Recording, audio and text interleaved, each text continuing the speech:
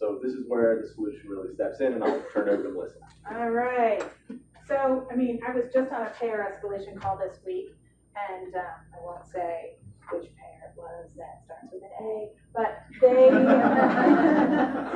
I know, I love these revenue cycle humors today, but we have limits of what we're allowed to status and how, you know, many claims we can review on the phone and all the wait times and other payers where I have one payer that's we probably all deal with because it's national. My staff can be on the phone for 1 to 2 hours, right? So it's we are all held accountable to outcomes, and there's a lot of money we're spending on staff, and it's not a great use of time. So to know that there's technology out there that can make this more efficient and effective, it not only in theory is great, but part of what I'm here to tell you is that it really is great.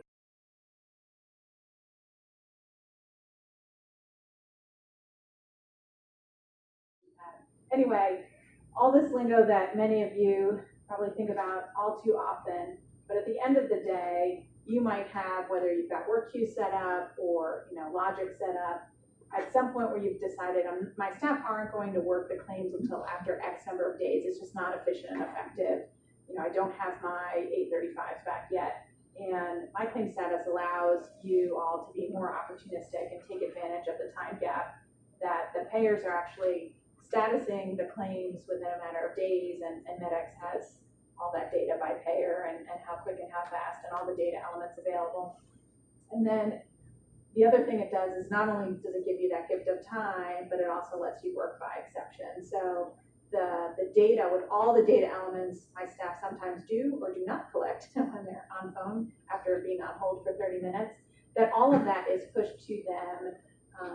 And we'll go through some of how we're integrated with Epic, et cetera. But all that is pushed to them with all the data that they need as soon as it's available.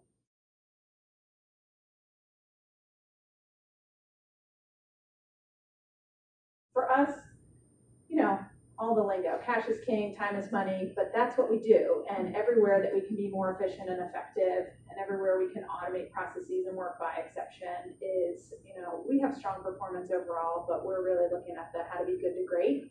And this is a differentiator for us.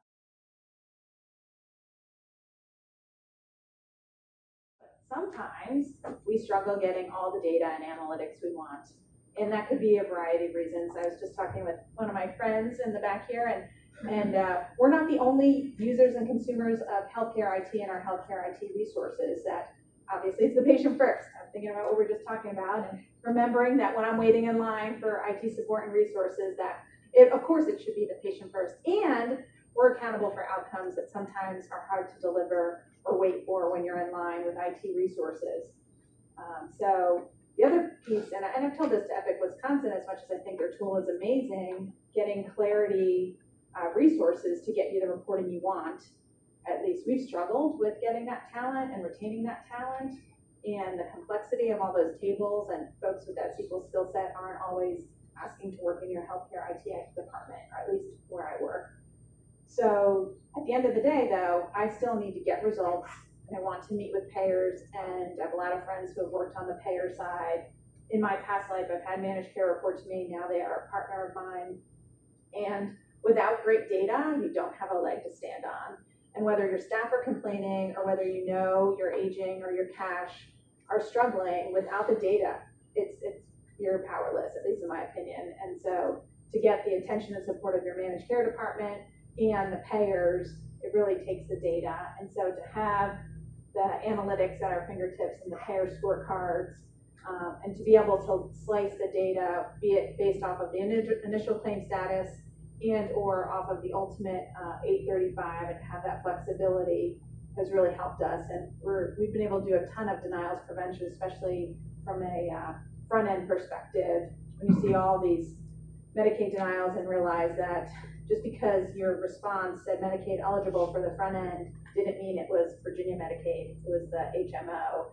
And we've reformatted the response with our IT partners for the front end, and re-educated the front end that Medicaid eligible doesn't always mean that you should always pick Medicaid Virginia. And that's just one example of how getting that timely data and being able to do something with it has really been helpful.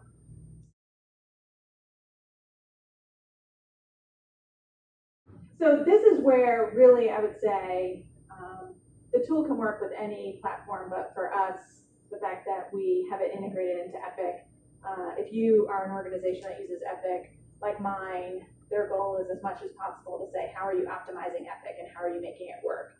And that you can only really do things or spend time and money when Epic hasn't already answered for that. So for us, it's a big deal to be able to say, well, Epic hasn't answered for this, and it can integrate, and we can optimize the tool without having, another separate bolt-on to manage or pay for outside of the integrated workflow.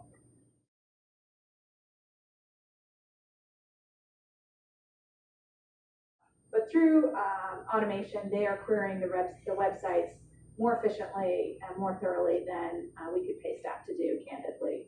And but just through leveraging technology.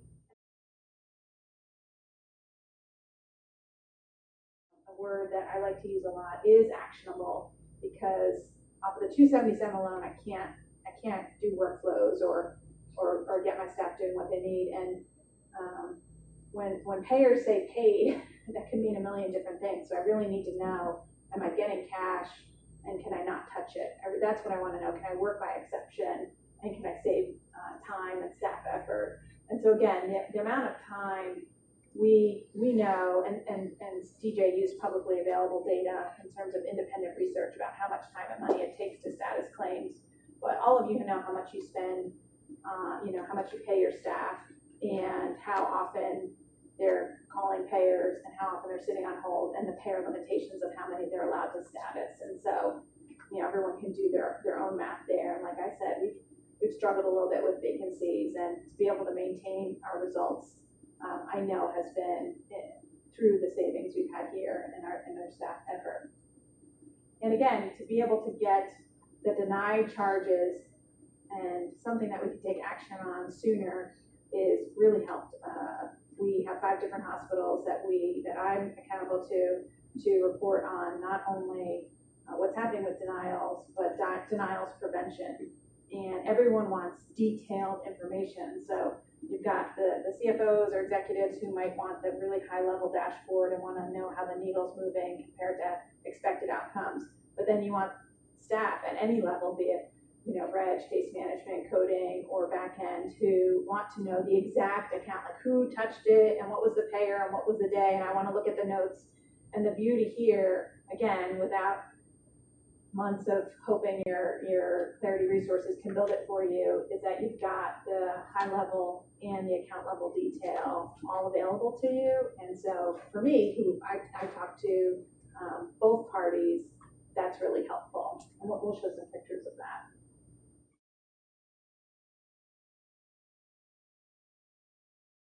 The folks at MedX are great, and I've worked in healthcare, like I said, whether that's a long time or not, it feels like it. And I can't say that every vendor, do you always have that partner relationship. I'm lucky to have had many who are, and who will innovate with you and help you solve your problems. And I wish I could hire their entire IT department, but I'm not going to take them away from you. But no, they're great, and it really helps when people are all rowing in the same direction. Also, we don't always have the analysts we need to tap into, and we have regularly scheduled calls, and they're able to, whether it's from the IT or from the analyst perspective, be able to really be an extension of us, and have been, I was going to say they've been flexible, but also the tool and the solutions have been flexible, and we've really appreciated that. We've also, although at first it was all about us and what we needed, it quickly turned into also what our managed care counterparts wanted and needed. And so we had a couple of design sessions with them where our managed care counterparts were able to say, this is what I want to see, I want it defined this way, I want it to look this way. And so be it the underpaid team, denials team, follow-up team, the reporting team, or the managed care team, have ended up all getting involved and getting value from the tools and the relationship.